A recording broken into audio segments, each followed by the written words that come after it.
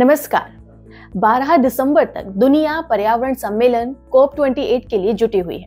200 से ज्यादा देश इसमें शामिल होकर तमाम तरह के पर्यावरण से जुड़े हुए मुद्दों पर बहस कर रहे हैं। ये कुछ ऐसे मुद्दे हैं जो कि पहले की बैठकों का भी एजेंडा रह चुके हैं, लेकिन इन मुद्दों पर सिर्फ बात करने की जगह सेल्फ एनालिसिस करने की भी जरूरत है कि कितने समय के बाद भी नेट जीरो की दिशा में हमारी अचीवमेंट्स क्या है।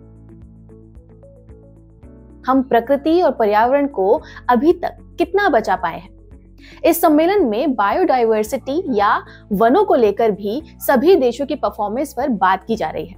पिछले साल भी ये बहस का मुद्दा था। तब अलग अलग देशों ने फुल कमिटमेंट के साथ कहा था कि हम वनों को वापस बढ़ाने की दिशा में काम करेंगे और ऐसा फंड बनाएंगे जो कि सपने को सच्चाई में बदल सके। लेकिन ये सभी बातें सिर्फ खोखली साबित हुई। इसका बड़ा एग्जाम्पल ये है कि 2022 में दुनिया भर में जंगलों की कटाई में 4% की बढ़ोतरी हुई। यह रिपोर्ट अमेरिकी एजेंसी NYDF ने जारी की। इसका मतलब ये है कि हम हर साल करीब श्रीलंका और आयरलैंड जैसे देशों के बराबर जंगलों की बलि चढ़ा देते हैं। हम 2018 से 2020 के बीच वनों की कटाई का सालाना आंकड़ा देखें तो हमें पता चलता है कि हमने अंधाधुंध तरीके से जंगलों को काटा है और 2030 तक वनों की कटाई को खत्म या कम करने की दिशा में जो भी हमने लक्ष्य डिसाइड किए थे वो अब करीब 21% तक पीछे छूट गए हैं। इस कटाई से 2022 में कुल 4 अरब मीट्रिक टन कार्बन डाइऑक्साइड का उत्सर्जन भी हुआ है।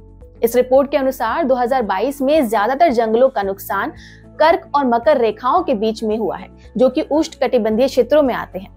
यहाँ करीब 2/3 हिस्सों में वनों को सीधा नुकसान पहुंचा है।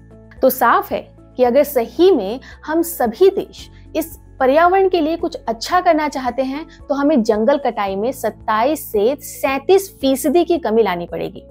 ये भी देखा गया है कि जिन कामों से जंगलों को नुकसान हुआ है उन कामों में हमने तकरीबन $500 अरब का खर्च किया है। ये एक बहुत बड़ा अमाउंट है।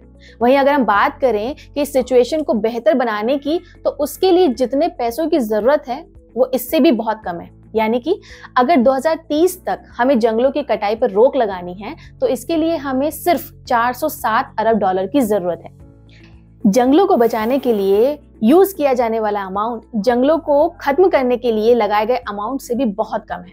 बहरहाल 50 देश वनों की कटाई की दर को कम करने में लगे हुए हैं, लेकिन इन सब के बावजूद भी वनों की कटाई रोकना बहुत मुश्किल लगता है।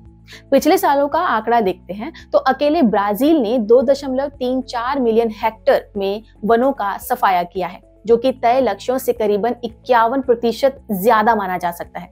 इसी तरह से बोल्विया ने 40% से ज्यादा जंगलों की कटाई की है। पेरू जैसे देशों ने भी 0.17 मिलियन हेक्टेयर यानी कि 23% से ज्यादा कटाई की।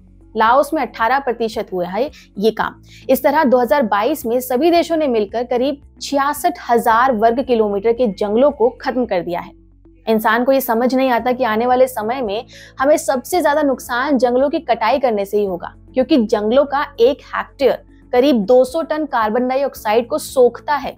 ऐसे में खुद ही सोचिए कि इतने ज्यादा जंगलों को काटकर हमने कितनी कार्बन डाइऑक्साइड को अपने वातावरण में धकेल दिया होगा। इसलिए अब जरूरी है कि वनों के विस्तार पर कमर्शियल फॉरेस्ट्री का योगदान ना होकर क्लाइमेटिक फॉरेस्ट्री पर ज्यादा जोर देना होगा। मतलब सिर्फ ऐसे वनों पर जोर ना हो कि जिससे आय के साधन बन सके, बल्कि जलवायु नियंत्रण में भी भूमिका निभाने वाले वनों पर ज्यादा ध्यान देना होगा। आपकी इस पे क्या राय है, हमें कमेंट करके जरूर बताएं। नमस्कार।